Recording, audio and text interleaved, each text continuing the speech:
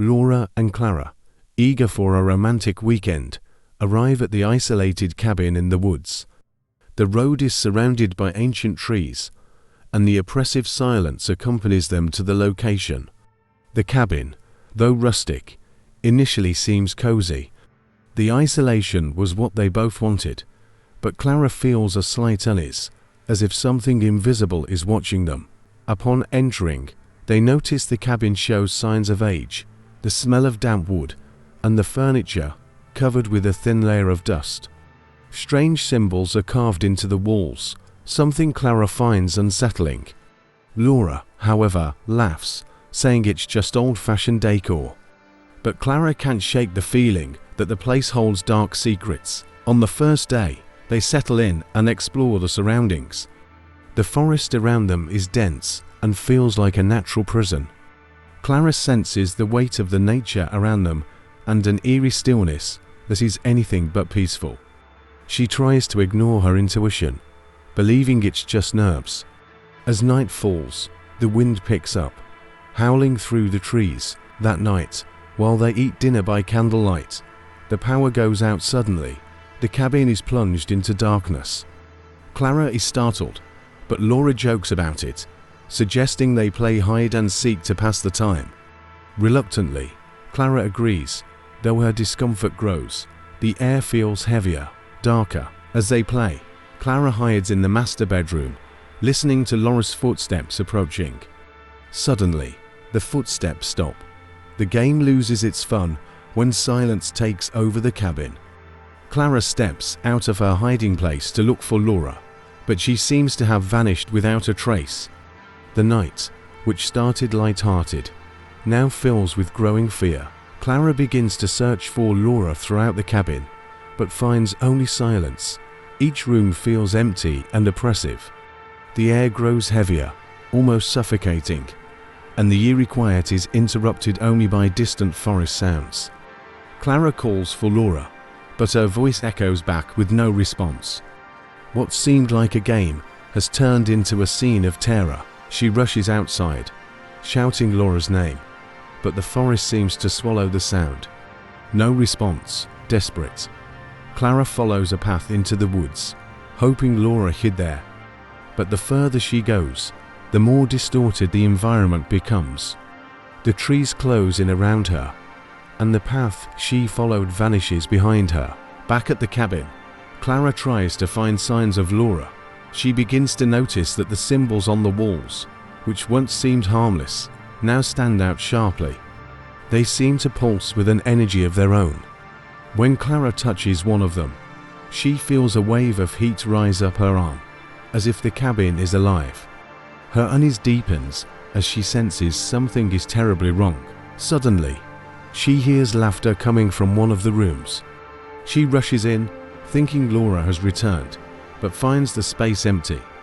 The laughter, once sweet and familiar, now sounds distorted, as if something evil is mimicking her girlfriend's voice. Clara trembles with fear, realizing that she may not be alone in the cabin, but the presence with her is not Laura. While exploring the attic, Clara discovers old objects and the dusty, worn book. The book is filled with strange symbols and texts in a language she cannot decipher. As she flips through the pages, drawings of rituals and human sacrifices terrify her. She realizes the cabin is not just an old retreat, but a place of dark power, shrouded in mystery. As Clara continues her search for Laura, she begins to feel that she's being watched. The cabin, which once seemed small and isolated, now feels like it's expanding as Clara walks through the halls. The windows show glimpses of the dark forest, and shadows seem to move among the trees.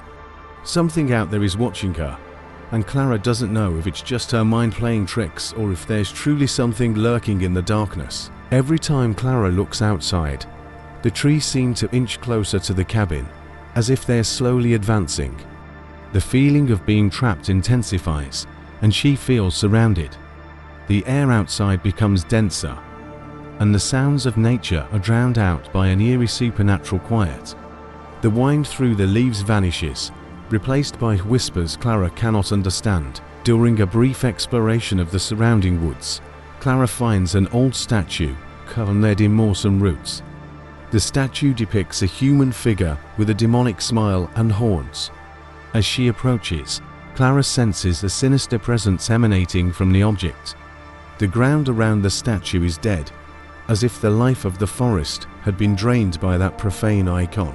Suddenly, she hears a familiar voice, Laura, but when she looks around, there's no one. Laura's voice calls her into the forest, and, with no other choice, Clara follows the sound. As she advances, the forest becomes denser, and the trees seem to move in her path. Fear begins to overwhelm her, but she can't stop. Something is pulling her deeper into the darkness. Eventually, Clara reaches a clearing. In the center, she finds what looks like an ancient altar, covered in extinguished candles and symbols drawn in blood. She realizes that the voice of Laura is not coming from any specific place, but is echoing throughout the clearing, whispering secrets of death and sacrifice. Clara kneels, exhausted and terrified, knowing that something much worse is waiting for her. Back in the cabin, Clara descends into the basement, which she is yet to explore. The smell of mold and decay is intense, and the light from her flashlight flickers on the stone walls. Below, she finds more symbols like the ones she saw in the forest, all arranged in a circle around an altar. The basement is a macabre reflection of the clearing she saw earlier. Clara feels a malevolent presence, as if something is waiting for her there. As she explores further, Clara finds old photographs. One shows a group of people in a ritual around the cabin. Among them, Clara recognizes what looks like Laura, though the photo seems to date from decades ago. Dread fills Clara. How could Laura be there? Could her girlfriend always have been connected to this place in some terrible way? Clara tries to leave the basement, but the door slams shut behind her, trapping her inside. She screams, pounding on the door, but the sound is muffled by the darkness surrounding her. She hears light footsteps above her, as if someone is walking through the cabin. The sound of the steps is increasingly familiar, but she knows it cannot be Laura. As she searches for a way out, Clara stumbles upon something strange, a grotesque leather mask shaped like horns, lying discarded on the floor. She realizes that the mask belongs to some kind of dark ritual. The symbols etched around it indicate it was used in human sacrifices. Terror surges through Clara as she realizes she's at the center of a macabre game. Finally escaping the basement, Clara runs back to the main room, only to find the cabin completely different. The furniture is overturned and candles are lit everywhere, illuminating the symbols now glowing on the walls. Laura is still missing, but Clara feels she's closer than ever. And whatever has taken over the cabin now wants Clara too. With the cabin engulfed in an atmosphere of horror, Clara begins to hear a low voice whispering her name. The voice comes from every corner of the room, sounding familiar but eerily distorted. Laura's whisper is mixed with another voice, deeper, more malevolent. Clara covers her ears, trying to ignore it, but the voice becomes louder and more insistent. Clara decides to follow the origin of the sound, believing that, if she finds the source, she might understand what happened to Laura. The voices lead her to the master bedroom, where the darkness is denser. Upon entering, the air feels heavier, and the walls seem to close in, as if the room is shrinking around her. The faint beam from her flashlight barely illuminates the space ahead. In the bedroom, Clara sees something reflected in the mirror, Laura, but not the Laura she knew. Her face is pale, her eyes are empty, and her smile is far too wide, almost inhuman. The image of Laura in the mirror whispers words Clara can't understand, but she feels the hidden threat in every syllable. Fear consumes her, and she feels that at any moment something could reach out from the mirror to pull her in. Suddenly, the mirror shatters, scattering shards across the room. Clara recoils, falling to the floor. The sound of the glass breaking is like a grim warning. She looks at the pieces of the mirror on the floor, but no longer sees Laura's image.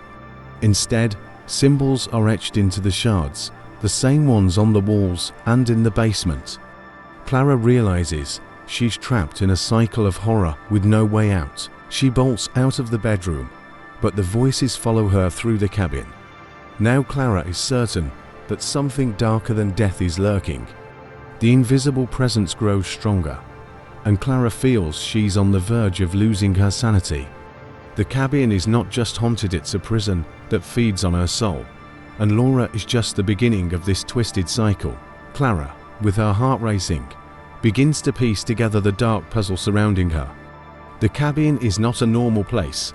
It is a site of ancient sacrifices and rituals designed to summon a powerful entity.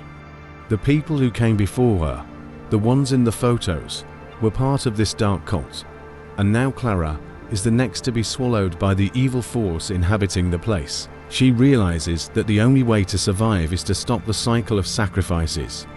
But to do that, Clara needs to understand the ritual. In the book she found in the basement, there are detailed instructions on how the sacrifices are performed. The victim's blood must be spilled on a specific altar to seal the pact with the entity.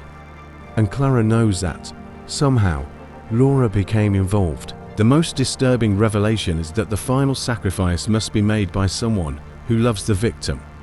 Clara understands that the ritual needs the emotional bond between her and Laura to work fully. The horror of realizing she was lured to the cabin precisely for this reason makes Clara crumble emotionally. Everything was planned, and now she's trapped. With this new understanding, Clara tries to find a way to break the ritual. She rips pages from the book, burns the photos, and destroys everything she can. But the sense of despair grows. The cabin seems to react to her every move, becoming more alive, more oppressive. Clearly, the ritual has already begun, and now it's only a matter of time before she, too, is consumed. Clara senses a presence behind her again. She turns slowly, expecting to find Laura, but this time it's something far more sinister. The entity controlling the cabin manifests, taking on a grotesque human form. Its eyes burn with a red glow, and its voice sounds like 1,000 screams combined. "You are next," the entity whispers before disappearing into the shadows. Determined to save Laura and escape the cabin, Clara decides to confront the entity directly.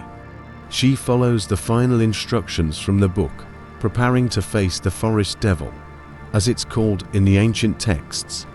The only way to defeat it is by making a sacrifice of her own, but Clara isn't sure if she's willing to pay that price.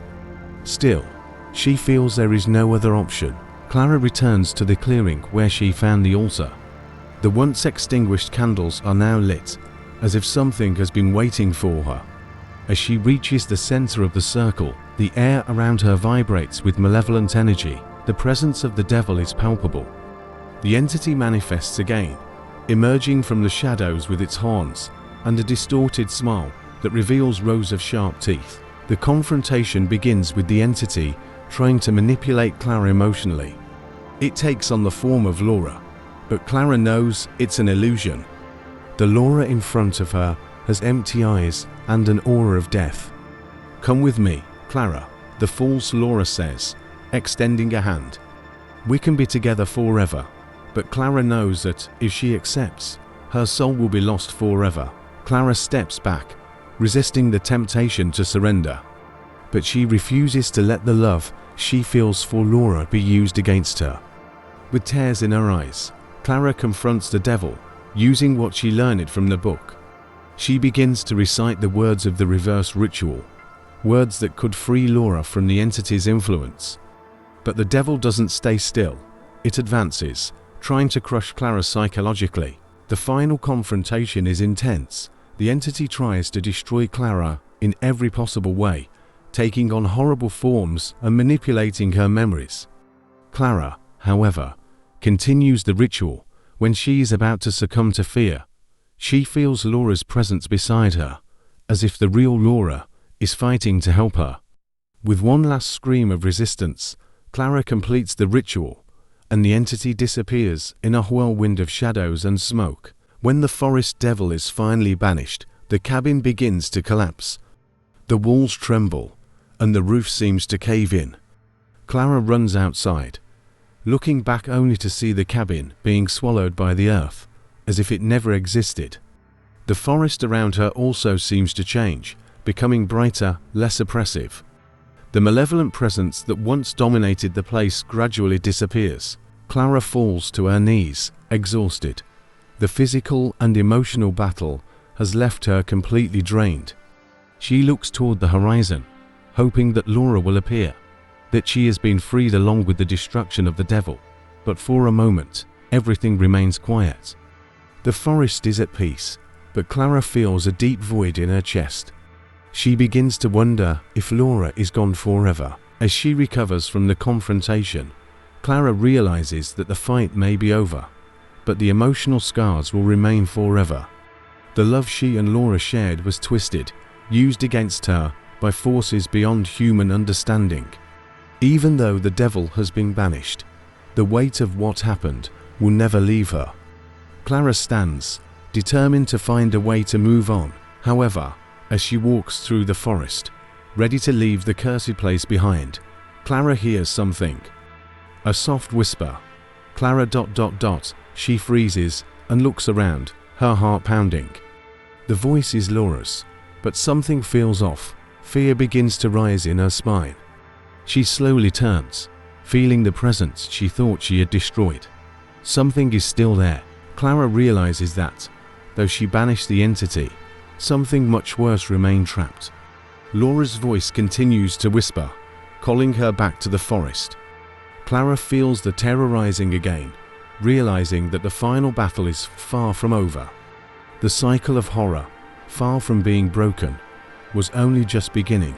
Clara, now aware that the devil may still have some control over the forest, runs desperately toward the road. She tries to distance herself from the cursed place as fast as possible, but the feeling of being followed never leaves her.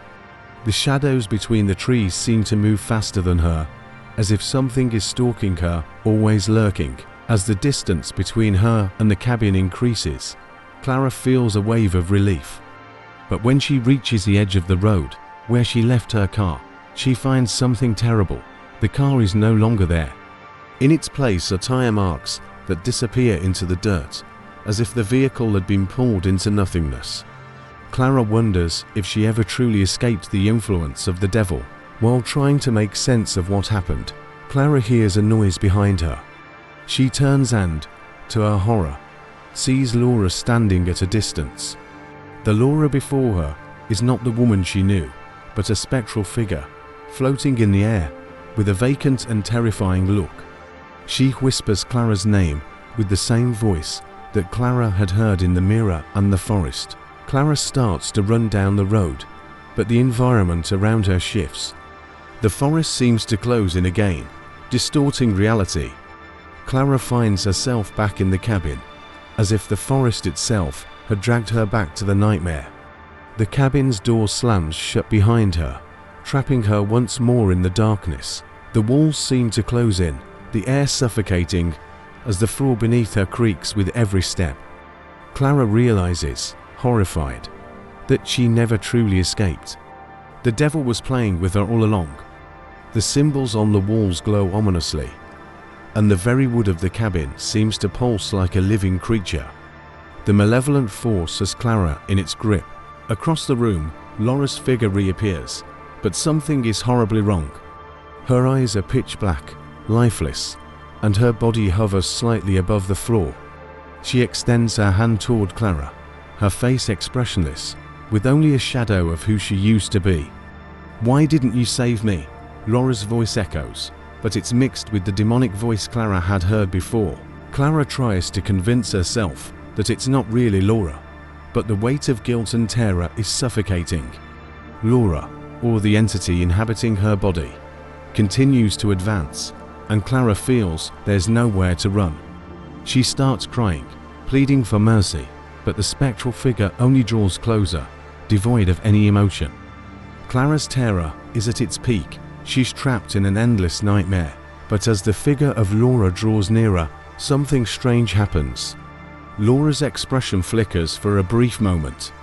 Clara sees a spark of recognition, As if a small part of Laura is fighting to resurface, Clara sees her chance.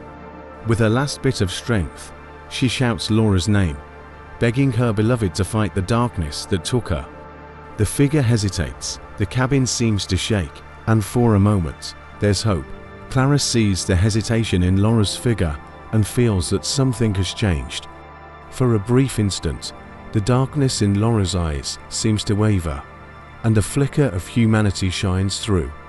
"Laura, it's me. Fight. Come back to me." Clara shouts, her voice hoarse with desperation. The environment around them trembles, and Clara realizes the entity is struggling to maintain control over Laura. The cabin creaks, and the candles flicker, as if the very place is reacting to the internal battle. Laura, or the entity inside her, begins to scream. The demonic voice mixes with Laura's, and the conflict between the two forces is palpable. Clara feels that this is her last chance. She grabs Laura, looking directly into her eyes, and repeats her name, forcing her to remember who she was before being taken by the entity. "You are not this. Fight," she cries, tears streaming down her face. The cabin begins to collapse around them, as if the very fabric of reality is tearing apart. Pieces of the ceiling fall, and the floor opens up in cracks, revealing the dark abyss below. Clara holds onto Laura with all her strength, but the enraged entity tries to pull her back into the shadows. Clara feels the entity's force trying to tear Laura's soul back, but she doesn't let go. In the final moment, Laura lets out a scream of pure terror and pain before collapsing into Clara's arms, completely lifeless. Laura's body, now limp and fragile, seems small and broken. Clara, sobbing uncontrollably, holds her lover, feeling the weight of the sacrifice.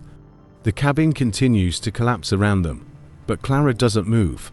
She knows Laura is gone forever, but she managed to free her from the darkness. Clara is finally engulfed by the darkness, but before everything ends, she feels something strange, a sense of peace, as if the struggle has finally ended.